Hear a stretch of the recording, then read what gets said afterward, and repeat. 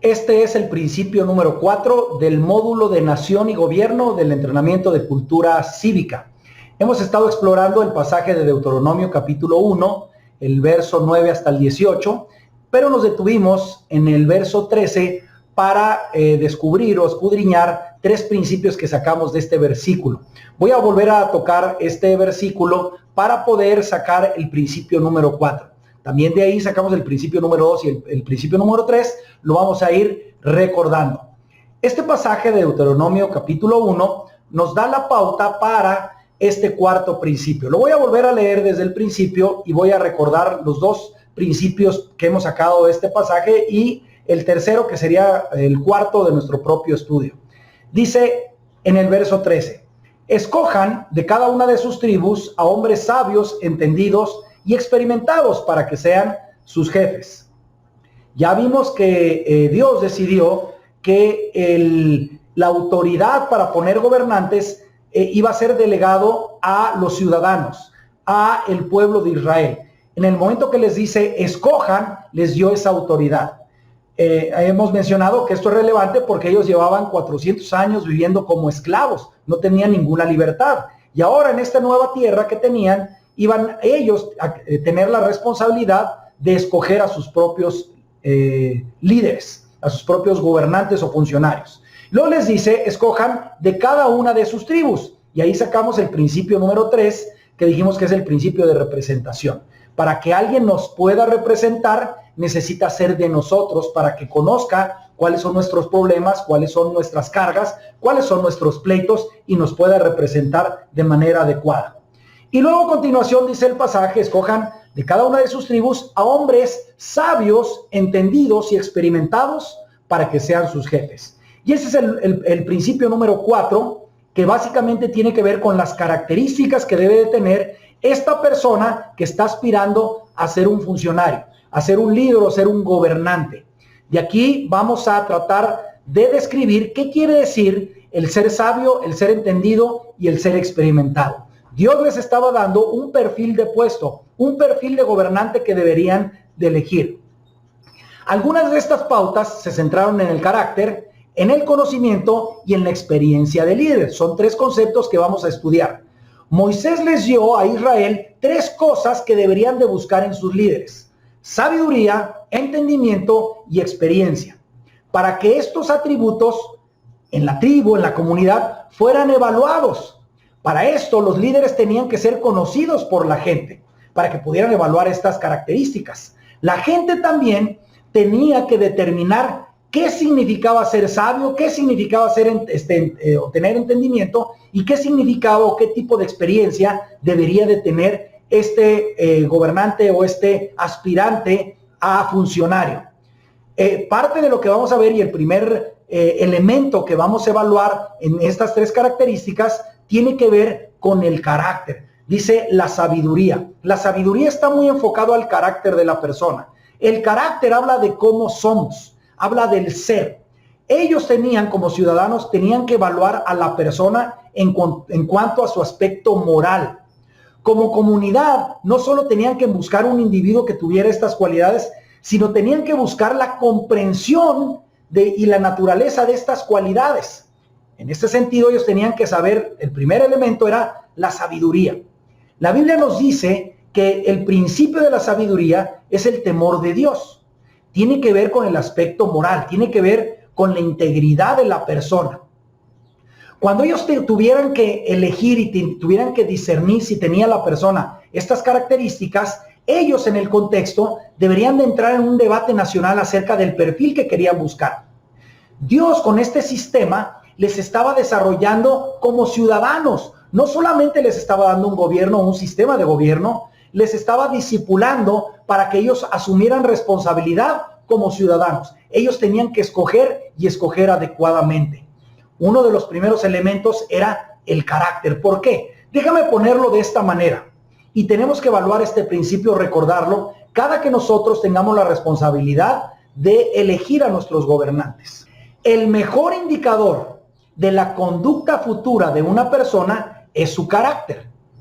El mejor indicador del carácter de una persona es su conducta pasada. Déjame repetirlo. el mejor indicador de la conducta futura de un individuo es su carácter. El mejor indicador del carácter de una persona es su conducta pasada. En otras palabras, nosotros tenemos que evaluar el pasado de las personas, cómo han sido en el pasado. Eso nos va a dar la pauta para entender cómo van a ser en el futuro. Hoy en día nos vamos con la finta y nos vamos con puras promesas. Todas las personas presentan su cara bonita, sus mejores propuestas, sus mejores anhelos, pero la realidad es que si analizamos un poco su pasado y su carácter, la gran mayoría de ellos tienen mucho que desear, porque no nos estamos deteniendo con sabiduría a evaluar los perfiles de estos individuos. El primer elemento que dijimos que deberíamos evaluar es la sabiduría. La palabra hebrea para sabiduría en este pasaje es hakam. Básicamente significa ser sabio. Ser sabio se percibía como el dominio del arte de vivir en conformidad con las expectativas divinas. Ya lo dijimos, la Biblia dice en el Salmo 111, el verso 10, que el principio de la sabiduría es el temor de Dios. Ahora, con esto no estamos diciendo que la persona debe de ser un creyente, un cristiano. Mire, cuando son tiempos de elección, tiempo de votación, cualquier persona se hace lo que sea. Se hacen lo que le digan que se haga porque quieren los votos. Y nosotros muchas veces nos hemos ido con la finta. Es más, déjenmelo ponerlo desde esta perspectiva. El hecho que se diga a sí mismo como cristiano, eso no es garantía. ¿Cuántas excepciones no hemos tenido en el pasado? Y esto es porque no hemos evaluado bien. No estamos evaluando la sabiduría, la experiencia y el discernimiento de las personas. No estamos evaluando si la persona tiene, por ejemplo, temor de Dios. Ahora, ¿qué quiere decir temor de Dios? Quiere decir que tiene que ser creyente, no necesariamente, y déjenmelo ponerlo desde esta perspectiva. El pueblo de Israel que salió de Egipto no era un pueblo creyente, era un pueblo pagano. Tenía 400 años conquistados por los egipcios. Tenía una mente egipcia, tenía una mente pagana. Ellos estaban aprendiendo a conocer a Dios y sus principios. Así que nosotros tenemos que evaluar desde esa perspectiva. No todos los gobernantes necesariamente van a ser creyentes. Eso esperaríamos, y no nada más creyentes, sino que tengan temor de Dios. ¿Qué quiere decir el temor de Dios? El Salmo 34, del verso 12 al 14, nos dice, es un salmo que escribe el rey David, y dice, vengan, hijos míos, y escúchenme, que voy a enseñarles el temor del Señor. ¿Qué nos va a enseñar? El temor del Señor. Entonces lo que sigue es una explicación de lo que significa, parte de lo que significa el temor del Señor. Sigue diciendo, el que quiere amar la vida y gozar de días felices, y ahí viene la descripción, que refrene su lengua de hablar el mal y sus labios de proferir engaños, que se aparte del mal y haga el bien, que busque la paz y la siga. Básicamente nos está hablando de tres elementos que nos van a dar la pauta si una persona tiene temor de Dios o no. Primero, es una persona que refrenda su lengua para hablar el mal, tiene dominio propio de su propio hablar, o utiliza palabras soeces, maldice en su hablar, y aparte engaña, dice mentiras, es un mentiroso, es una persona que no tiene temor de Dios y vamos a sufrir las consecuencias. Debemos de buscar una persona que habla el bien, que tiene, que no es maldiciente, que es íntegro, que es veraz. Otra parte, otro elemento que nos dice este pasaje es que se aparte del mal y haga el bien. Una es su decir, cómo dice, es una persona veraz en sus dichos, y la otra es en su hacer. ¿Cómo es en su hacer? En el pasado. Es una persona que ha hecho el mal, tiene cola que le pisen, tiene deudas que pagar, o es una persona que en el pasado ha hecho el bien, ha procurado el bienestar de su comunidad, se le conoce como un bienhechor. Esas son parte de lo que nos puede hablar si la persona tiene temor de Dios o no. Y por último dice que busque la paz y la siga. ¿Cuáles son sus anhelos? ¿Cuáles son sus prácticas? ¿Es una persona que busca reconciliación? ¿Es una persona que busca la paz? ¿Es una persona que busca la unidad? ¿O al contrario, es una persona que divide? ¿Es una persona que agrede? ¿Es una persona que está buscando pleito con todos? Ahí podemos ver si realmente la persona es una persona temerosa de Dios o no, en su decir, en su hacer y en lo que busca. ¿Y cómo lo vamos a evaluar? Pues tiene que ver con su pasado. El segundo elemento dice, tiene que ser entendido. La palabra hebrea para entendido es bin. Esto implica comprender algo, ser capaz, actuar inteligentemente, considerar, prestar atención, tomar en cuenta, notar, discernir, percibir o indagar. Y en este sentido tenemos que preguntarnos, esta persona que se quiere postular, que está pidiendo nuestro voto, que quiere gobernar, ¿es una persona entendida de nuestras necesidades? ¿Conoce nuestros problemas? ¿Conoce nuestras cargas? ¿Conoce nuestros pleitos? Porque a final de cuentas nos va a representar. Ya lo vimos en el principio de representación. Nos tiene que representar, tiene que entender nuestras dolencias. Tiene que ser de nuestra comunidad, de nuestra ciudad, de nuestro estado o de nuestra nación, dependiendo sea el caso. Hoy tenemos postulantes a gobernadores en 2 estados que llevan más de una década sin vivir en sus estados. No conocen las necesidades de sus entidades, pero quieren gobernar. Ellos no pueden ser buenos representantes porque no conocen las necesidades de su entidad. El tercer elemento que nos dice este pasaje es que debe de ser experimentada la persona. La palabra hebrea que se utiliza es yadá. En esencia, experimentado significa ya sea saber por observación y reflexión o saber por experiencia. Saber por observación y reflexión básicamente es utilizar el método científico. Prueba y error, y en base a eso, a la observación, a la investigación, a la reflexión, podemos sacar, al estudio, podemos sacar conclusiones. Esto funciona, esto no funciona. Esa es una connotación. La otra es saber por experiencia. Es decir, ya hemos tenido práctica en esa situación, en ese puesto.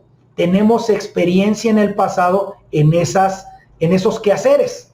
Por eso podemos ejecutar una buena labor en ese puesto. ¿Cuánta gente no conocemos que está en puestos de gobierno que no tienen ni idea de qué tiene que hacer en el puesto? Simplemente porque no tienen la experiencia. Ellos entraron porque tenían deudas en las campañas, ¿verdad? Se comprometieron y le dieron el puesto, pero no tienen idea de qué es lo que se debe de hacer y cómo se debe de hacer la tarea. Eso es parte de lo que nosotros debemos de evaluar en aquellos que pretenden gobernar una entidad o una comunidad.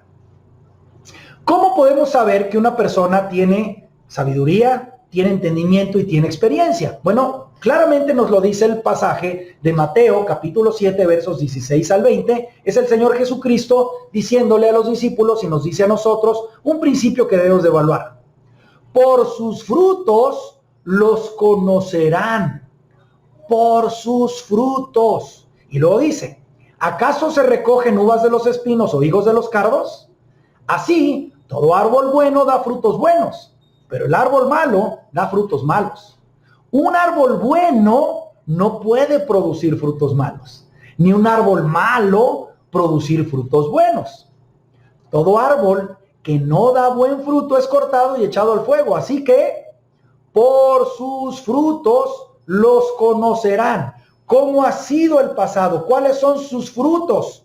¿Tiene frutos de sabiduría? ¿Tiene frutos de entendimiento? ¿Tiene frutos de experiencia? Puede ser un buen candidato. No tiene esos frutos, no esperemos que vaya a dar buenos resultados, porque un candidato malo no puede dar frutos buenos. Un candidato bueno va a dar frutos buenos. ¿Sí me explico? Esa es parte de la pauta que nos está enseñando este principio. Esto es como nosotros ayudamos a una nación a discipularse en los principios bíblicos. Dios con este modelo estaba discipulando a la nación de Israel. Estaba haciéndolo consciente de que las acciones tienen consecuencias. Y que si no le gustaban las consecuencias, entonces el pueblo de Israel debería de reevaluar sus elecciones. Y esto es precisamente lo que el Señor quiere para nosotros como ciudadanos el día de hoy. Que nosotros evaluemos a los candidatos, evaluemos a las personas que están pretendiendo gobernar, que nosotros veamos cuáles han sido sus frutos para que nosotros elijamos bien. Y si no nos gusta lo que tenemos, debemos de tomar otras decisiones. Nos vemos en la siguiente sesión para el principio número 5.